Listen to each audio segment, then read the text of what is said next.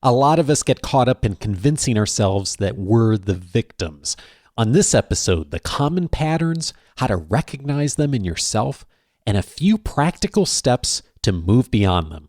This is Coaching for Leaders, episode 366. Produced by Innovate Learning, maximizing human potential. Greetings to you from Orange County, California. This is Coaching for Leaders, and I'm your host, Dave Stachowiak. Leaders aren't born, they're made. And this weekly show gives you access to the practical wisdom that will empower you to become a better leader. As leaders, we are all called upon to influence. And that influence comes from the place of being able to lead ourselves well first. And one of the themes you have certainly heard on this show over the years is the importance of us having that level of personal leadership. And one challenge that virtually everybody, probably I can fairly say everybody, deals with is not stepping into that victim role and how to, instead of being a victim, to be a victor so that we can not only have better happiness in our own lives, but more importantly, from a standpoint of leadership, that we are better able to influence the world in a positive way, that we are better able to help others to move from victim to victor. And today's guest is an expert on this topic. He is going to help us to open up some doors for those of us who still struggle with this, which again, I think is most of us, me included, on somewhat of a regular basis. It's going to help us to really recognize the victim mindset and also to move to that victor mindset. I'm so glad to welcome John Sanei to today's show. He is a trend specialist, business strategist, keynote speaker, author, entrepreneur, and a Singularity University faculty member. He works with clients across industries and around the world. He speaks about the future so that leaders and companies can ask the right questions about what it takes to be forever profitable. And he is the author of two books. The first one, What's Your Moonshot? Future-proof yourself and your business in the age of exponential disruption. And he's also the author of the newly released book, Magnetiize, Stop the Chase, Understand the Change, and Take Control of Your Future. John, so glad to welcome you to the show. Dave, it's been an absolute pleasure to be here. Thank you so much for having me. I notice you're a fan, as I am, of the work of Dr. Carol Dweck, who is the blockbuster bestseller of the book Mindset. And she said, the view you adopt for yourself profoundly affects the way you lead your life. What does that quote say to you? Well, I mean, profoundly is a big word. I don't know if there's a bigger word than profoundly, but it's everything. I mean, the lens we look at ourselves and the world with actually is how the world reacts back to us. What we look for, is what we find. It's really fundamental in order for us to develop the best versions of ourselves, to become aware of that lens and that perspective.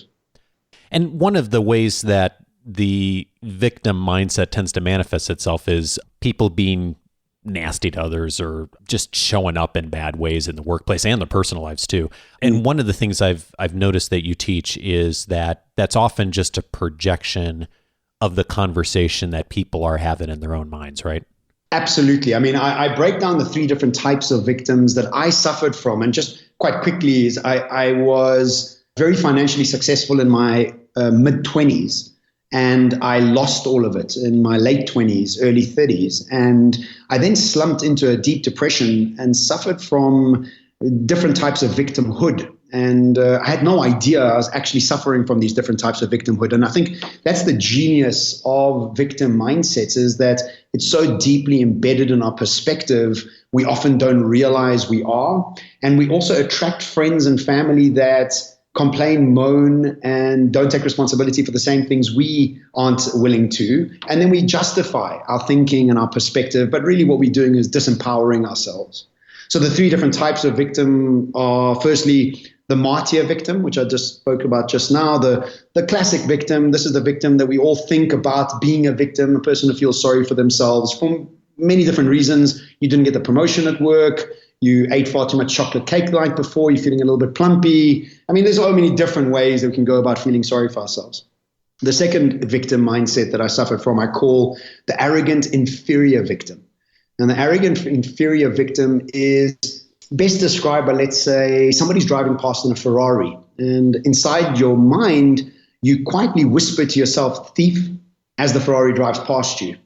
Or if anybody got a promotion at work, you would claim that they maybe slept their way to the top. Or if you're sitting in economy class, you're speaking badly of all the people sitting in business class. And what you're doing is, in your arrogance, you're making them inferior to yourself so you can feel better about yourself. And in that process, what we do is we never allow ourselves to get a promotion, drive a Ferrari, or be in business class, because you have to be a thief to drive a Ferrari, you have to sleep your way to get any promotions, and you have to be a fool to fly business class or pay the prices for business class. So we disempower ourselves in that process. And the third one, my favorite one, the arrogant superior victim, the person that thinks that all problems are below them. They are arrogantly superior to all the fools below them that can't do anything right. And that can go from anything from being government, the black people, the white people, the pink people, the woman, the men, you name it, whatever it is, you get together, you have a barbecue with your friends, you invite all your friends together, and you stand there barbecuing, moaning and complaining and not taking responsibility and making it everybody else's fault. And you leave, and the only thing that's really changed is your blood pressure. And so what we have is these three different types of victims, and the arrogant inferior victim and the arrogant superior victim, most people don't think they're actually in victim mode.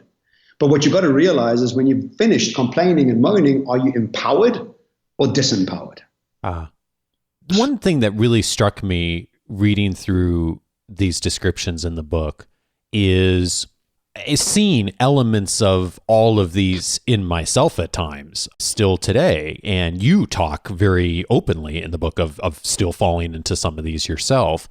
And yes. My thought is if you don't see yourself in some of these, you're probably maybe a little worse off, because you're probably doing it even more. Have you found that to be the case? Well, it's very difficult to take responsibility when you read something that tells you that you actually haven't been taking responsibility your whole life. You have created those pathways in your mind, and now somebody's telling you those pathways in your mind are actually not good for you. And very difficult to want to swallow that piece of information. And I like to bring it across in my book as in my problem, not in a preachy way, but in a way where I have suffered from these very debilitating mindsets. And we've got to become aware of them. And I'm hoping that the book does that. And I think it's done really well here in South Africa because of the fact of highlighting this idea that we are all most of us are silently in victim mode. Yeah. And I guess that's one thing I'm wondering about too, because I know you have some strategies on how we can move away from that. But first and foremost, one of the biggest pieces of work for us to do is to recognize some of the patterns in ourselves and to be able to identify it with it when we see them. When you're working with someone who, identifies with one or more of these, but they not necessarily seeing it themselves, or they're leading someone to trying to recognize these patterns, what do you see is an effective starting point for just recognizing that that's there? Are you feeling excited or anxious? Are you feeling empowered or angry? Are you feeling like you want to take over the world, or you think the world is actually against you? And if you just take those emotions and try and describe which emotion you're having, victims are the one who are feeling disempowered, who are angry, who are complaining, who are moaning. And it's always in that sort of emotional state that you can tell that you're actually a victim. For me, it's the hyper awareness around that, and then understanding that the silver bullet is a process of moment by moment, minute by minute, day by day process of accretion. And accretion is this term from the solar system where you have space dust that's floating around. And after a few hundred years, 1,000 years, millions of years, this space dust collides, and eventually a star is born. And it's about this process of this, our lives are made up of these minute by minute rituals that become habits, that become behaviors, that become personalities. And what we've got to become clear on is that every single moment we have this incredible privilege of choice to take responsibility or to blame. I wonder if you could give me an example of what does that look like in a moment of the day or in an interaction or a decision? Well, I'll go back to the example I used. See the guy driving past in a Ferrari and wave at him and say, well done. I can't wait to get into one. No, I don't even like Ferraris. I mean, it's just a hypothetical explanation. Right. Whatever, Tesla, whatever car. I mean, whatever the thing is, whatever you want to be doing. I mean, if you read Jay-Z's book, he talks about how every time a sports car drove past him, he was always excited, impatiently waiting to get into one.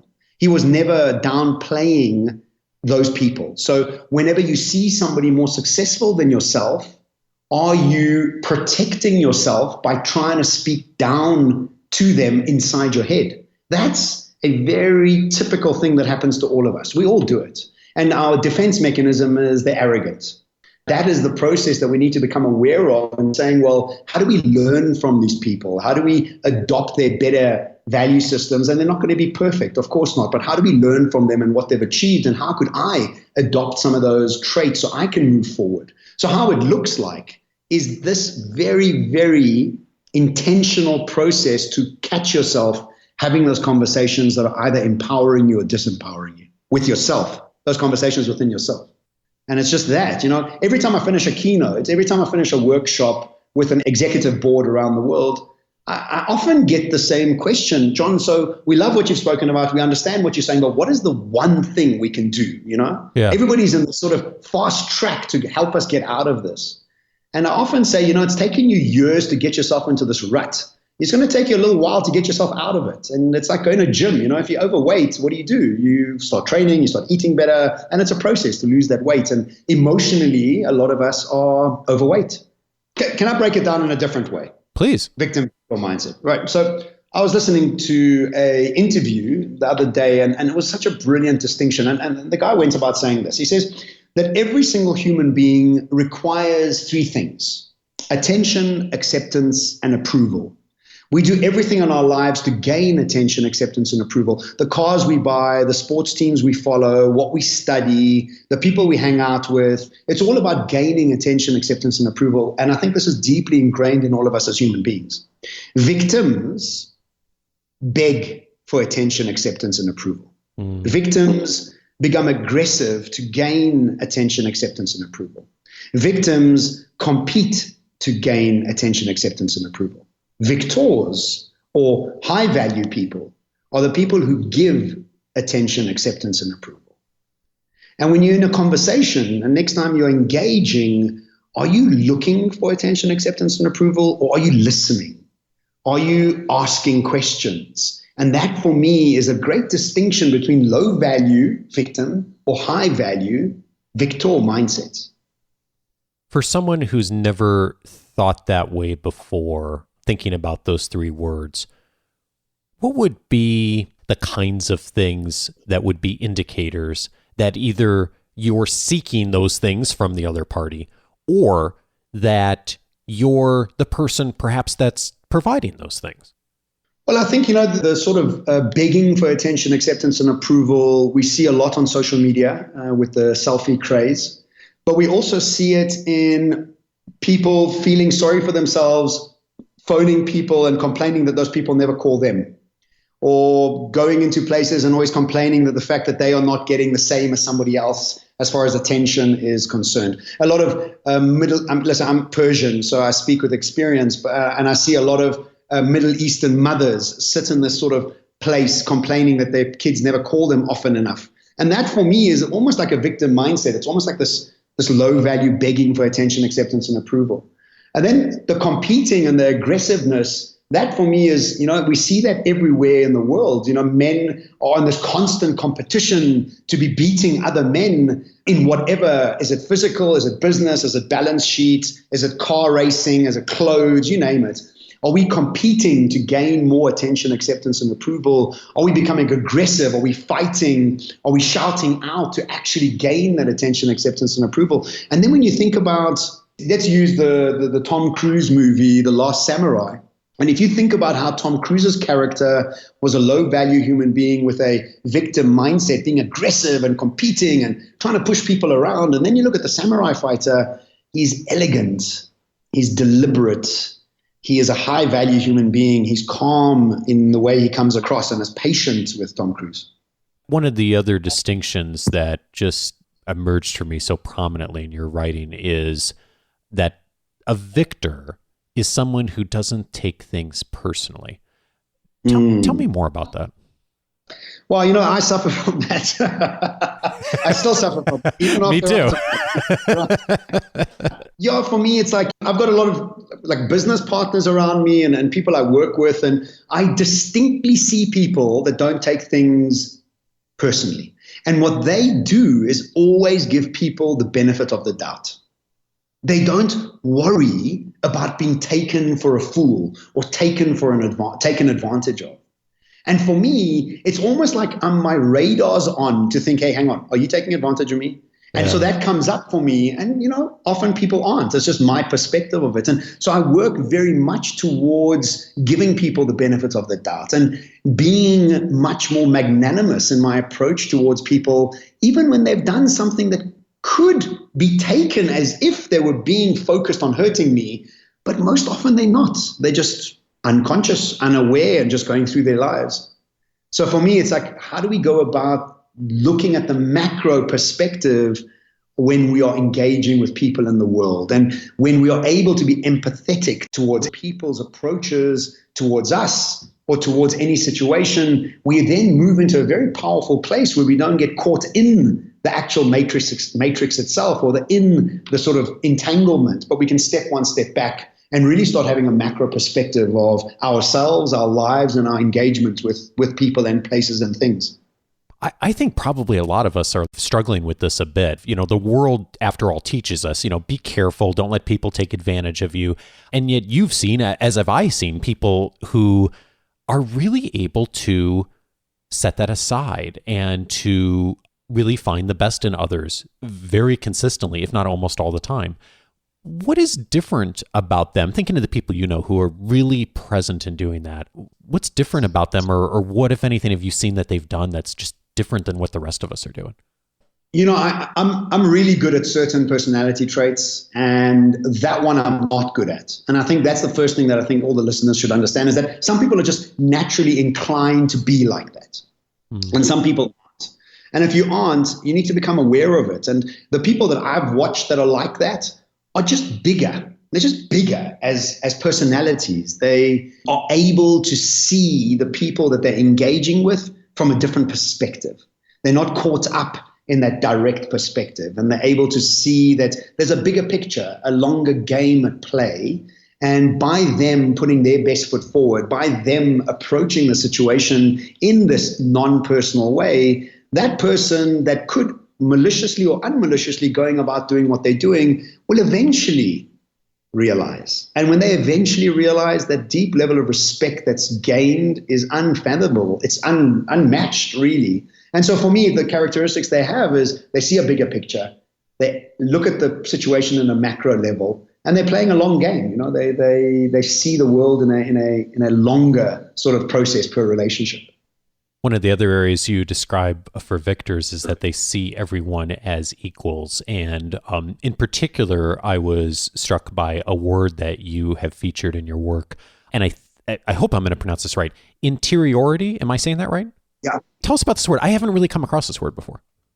So, we can look at the world in three different ways. Again, it goes back down to the same different victim mindsets I was talking about. We can look at the world through superiority, through eyes that see everybody below us. And I remember when I first started doing this research and writing about this, I realized that different parts of my life, I approached them with these three different perspectives. So superiority, where I felt superior to people, and it's that arrogant, superior victim mindset.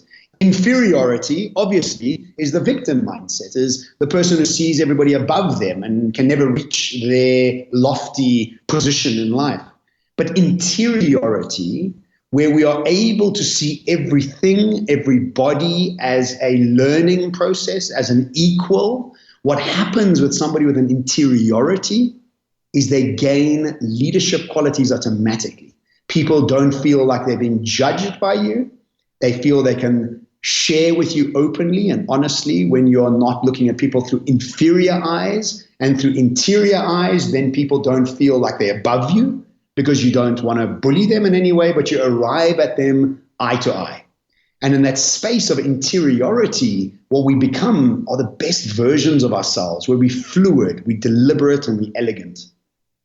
So it's looking at ourselves first, looking inward. And by doing that, then we are able to more easily look at the outside world and to see our brothers and sisters in the world as equals. Yeah, well, I mean, you have to do the self-healing. You have to go through the process of self-discovery, understanding your motivating factors, understanding what issues you have from your childhood that you haven't dealt with, what issues that you've been carrying with you. There's a great saying. It says, are you living lives based on a set of memories of the past, or are you living a life based on the vision of your future? And in this sense is that, are you living on a repetition of hurts from the past? And once you've dealt with that, you automatically come out of it looking at everybody in an empathetic and interiority perspective.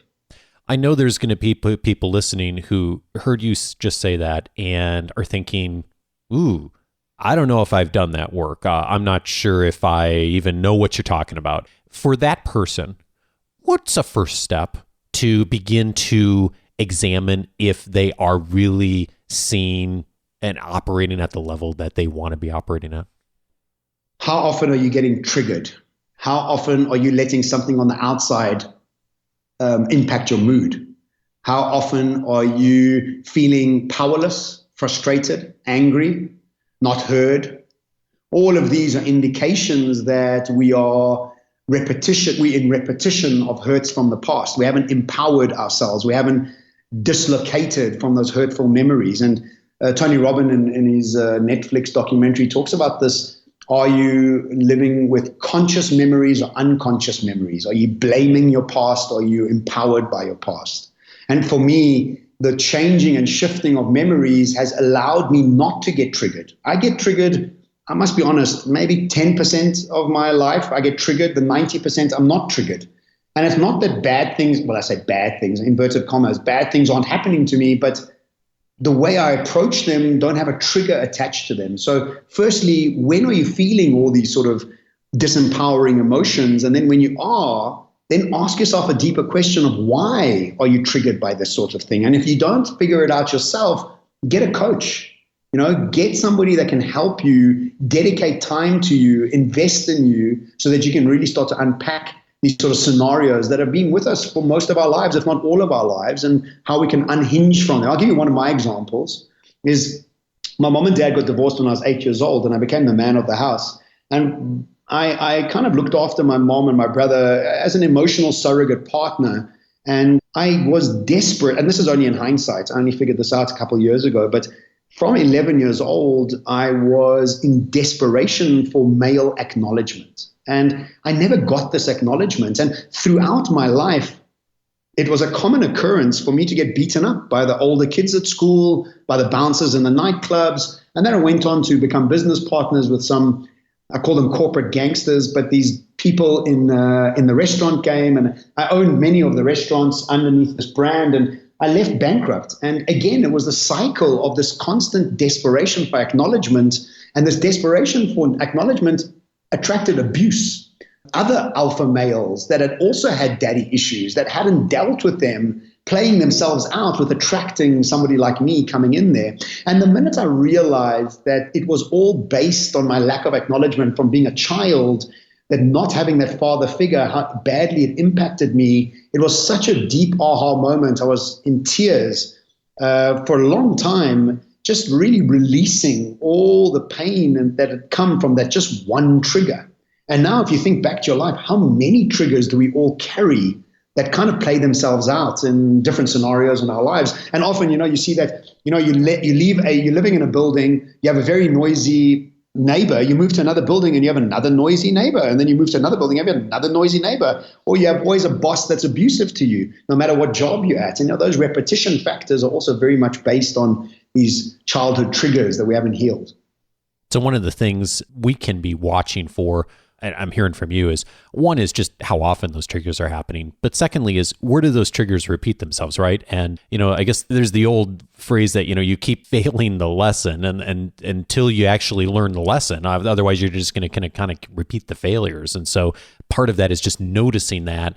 And if you're noticing that a lot, that's maybe the indicator to do some work on this. So to work with a coach or a therapist or someone that can help you to recognize those patterns. You have the ability to, you didn't use this word, John, but I'm the word that's coming up for me is choice. That you have a choice to step out of the victim mindset because you recognize it.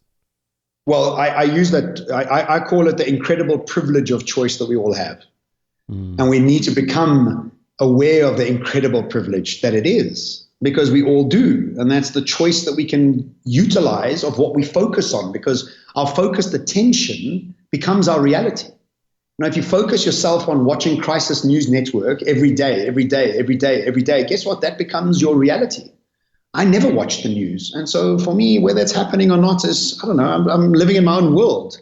I watch it from time to time, but it's not something that I inundate myself with. I don't bring it in as information that I need to have. And so for me, it's just, where do you focus your attention? And whether you are able to make that choice or not always depends on whether you've taken the responsibility to ask the question whether you're a victor or a victim.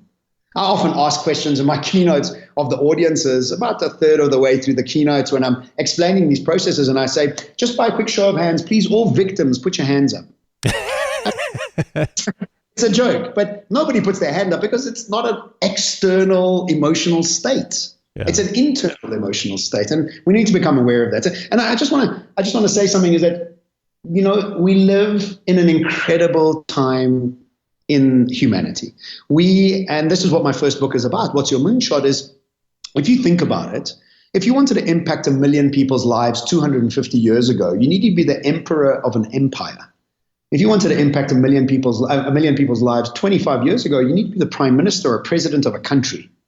If you want to impact 1 million people's lives today, welcome to social media. Yeah. And so what we've got today is the ability and capability that was only reserved for governments and corporations in the 70s, 80s, 90s, and early 2000s. Today, we have such abundance available to us if we just get the right mindset and expose ourselves to the future. And this combination of getting the right mindset and exposing ourselves to the future is like an upward spiral towards ultimately being optimistic and energized. And if you don't expose yourself to the future, and if you continue on the lack of responsibility for your mindset, you're on a downward spiral towards victim mindset where nothing works for you, And I know this so deeply myself, because just 6-7 years ago, I was struggling to pay rent. I was struggling and being so angry and frustrated and blaming and shaming so many different things and people. And when the aha moment came for me, and when I started working through it, and I now live between New York and Cape Town. I now move around the world. I'm earning fantastic money, and I'm just almost like in a very different world that I was 6-7 years ago. And so I'm telling you this from my own deep experience of frustration and pain to now of elation and excitement.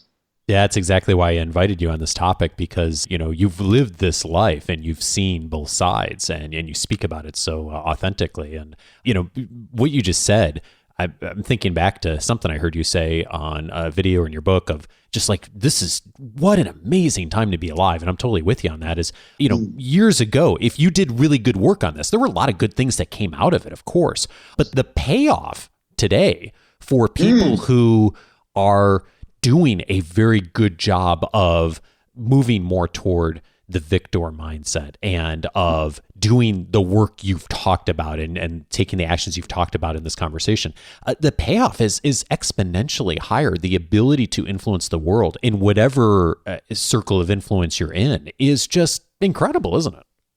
Yeah, I mean, I'm saying, as you're saying this, I'm almost like giggling to myself, because I'm like, that's exactly it. Look at the upward spiral. You just change the energy in the conversation. You're like, oh my God, there is so much going on around us. I mean, can people wake up and actually realize this? And when I am doing my keynotes, it's mostly for corporations. And I'm like, guys, it's the age of the spectacular human being. Today, we've all almost got equal footing with the internet. We've almost got equal access to the millions of people, equal access to capital raising, equal access to so many of these different things, And I'm so enthused and I'm so energized to want to get out there and help people combine human psychology and future studies.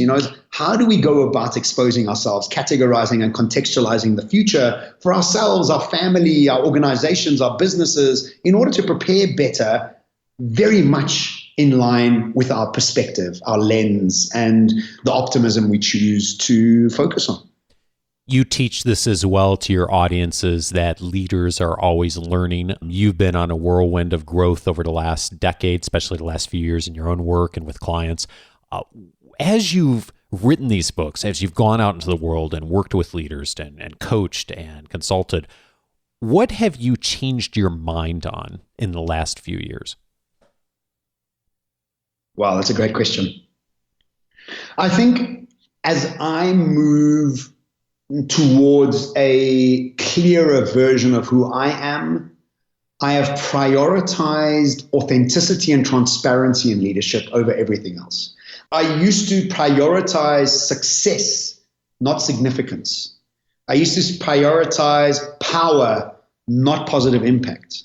And when I used to look at these leaders back in, 6-7 years ago, that was what I was actually craving for, looking at. And today, it's much more about the heart-led, purpose-led, authentic, courageous leader that really enthuses me. And I see it in all age groups, in all genders. And it's not just about an older person that has it. I see it in a lot of young people around the world, this very deep authenticity and sincerity in what they're trying to achieve.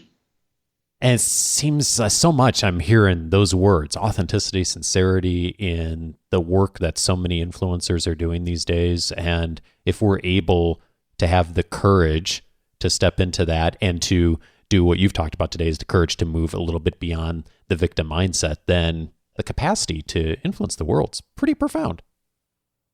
Oh, hugely profound. And I love that you just said capacity. And that's another step in the process, is how much capacity do we hold in our consciousness? How much capacity do we hold in our own perspective of ourselves, of what we can hold energetically? Like, how much money can we hold? How much influence can we hold? And that capacity that we build within ourselves is of utmost importance. And I've done a lot of work around my capacity, and if not just the capacity, but do I have any leaks in my containers? Can I fix all those leaks, whether it's a physical leak or a emotional leak or a mental leak? And can I fix those leaks? And can my capacity grow? And can I hold more? And can I teach more? And can I grow more? And in that process, you then become inspirational to people. And really what inspiration means is in spirit with or in line with your purpose. Just like enthusiasm and enthew comes from the Greek with God or with spirit. And when you're enthusiastic and inspired, that's what people feed off and fuel off, And it just seems so simple when I've done the work now to look at it and go, oh, it's a capacity holding. It's dealing with your memories. It's becoming conscious of your victim mindset. It's all these sort of tool sets that are so vastly available to us today online that nobody's really got an excuse. No excuse. John Sanei is the author of the book, What's Your Moonshot? Future-Proof Yourself and Your Business in the Age of Exponential Disruption, and also of Magnetiize. Stop the chase, understand the change, take control of your future. John, I appreciate your message and the practical actions and the inspiration to move us forward. Dave, thank you so much for having me, and it's been a great pleasure.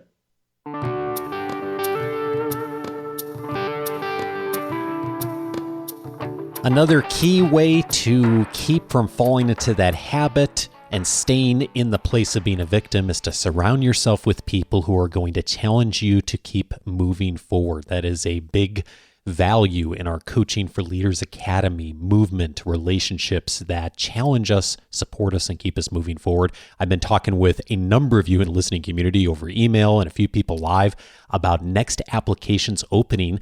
I am happy to announce that the next application period, in fact, the final application period for 2018 for the Coaching for Leaders Academy, will be opening on Monday, September 10th.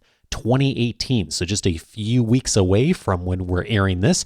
If you are interested in learning more about the Academy and would like to get on the early alert list so you could apply early and be considered early for membership in the Academy, go over to coachingforleaders.com/academy.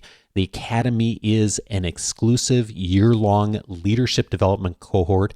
It's an intimate group of participant leaders who work personally with me to develop leadership excellence and empower each other. It's a global community of our listeners and doing all kinds of things to continue to support each other over the course of the year. So again, if you'd like to learn more and get on the early alert list for applications opening September 10th, 2018, go to coachingforleaders.com/academy. And I also hope that you will consider tapping into some of the related conversations to today's episode. If this conversation was helpful to you, I think you might also find a value. Episode 85, 10 ways to pick yourself up when you're beaten down. It's not a matter of if you're going to get beaten down. It's just a matter of when, and when it does happen for all of us, how quickly can you move beyond that? In episode 85, I detailed 10 things that have worked for me and I've seen work for others to pick yourself up. So if that is where you are today, go ahead and check that out. Again, episode 85. Also, episode 232. I mentioned this one recently, but it's also related to today's episode. How to manage your inner critic. Tara Moore was on that episode. I've heard so many great pieces of email and feedback over the years since we aired that episode of how helpful her language and her thinking was on that of how to manage your inner critic. Of course, that's a big part of victim thinking as well. If you find yourself with your inner critic talking to you a lot and holding you back, episode 232 is definitely one to check out. Also would recommend episode 308, The Power of Solitude. And Mike Irwin was my guest on that episode from talking about his book on solitude in leadership.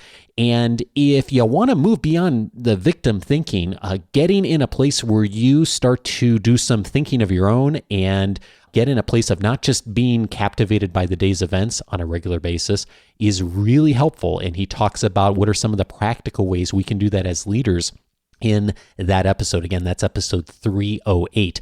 All of those you can find at the Coaching for Leaders website. Just go to coachingforleaders.com/podcast. You can search there by topic. And if you haven't yet set up your free membership, when you get there, you can establish your free membership on the website, right at coachingforleaders.com. It'll give you access to the entire podcast library, searchable by topic, my own personal library of everything I'm finding online and databasing, our member cast, all of the book notes from all the books of the authors that I have on the show, plus a ton more.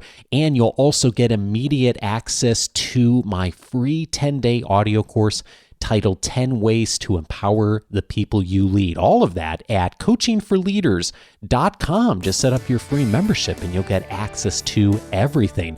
Next week, I'm glad to welcome Nada Wenzel to the show. She is going to be joining me to teach us how to support peak performance. Nada is an expert in building safety and behavior change cultures and organizations. She's based in Australia. She has a ton of great thinking, and I think you'll appreciate her stories and the challenge she'll give us to support peak performance.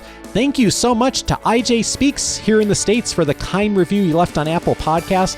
My goodness, so many of you have left reviews in the last few weeks, or you've taken a moment to give a rating. Thank you if that's been you. If you have a moment, go to coachingforleaders.com/Apple to do so.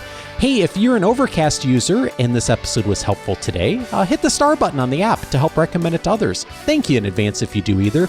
See you back next week for my conversation with Nada Wenzel. Take care.